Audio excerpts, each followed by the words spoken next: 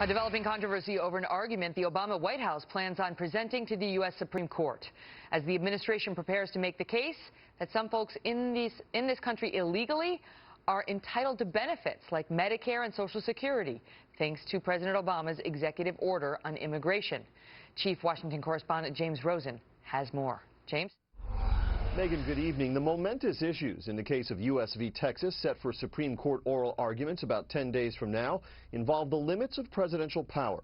26 states are challenging the executive orders President Obama signed in late 2014, unilaterally expanding the number of illegal aliens and their family members, up to 4 million of them in all, who can be shielded from deportation under a policy called deferred action. Receiving little attention until now, however, is a startling assertion tucked away in the Obama administration's court filings, namely that these protected foreigners, known as non-qualified aliens, can receive some of the same federal benefits U.S. citizens enjoy.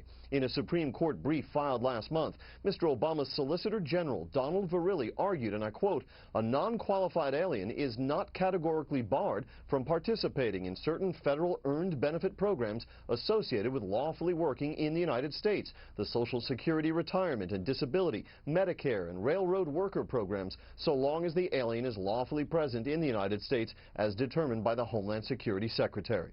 All of a sudden, the people who are here illegally, they wake up every day continuing to violate our nation's immigration laws, are being afforded in many cases more benefits than lawful citizens get. At the time, the president promised his orders would not confer on these undocumented workers. It does not grant citizenship or the right to stay here permanently or offer the same benefits that citizens receive. Only Congress can do that.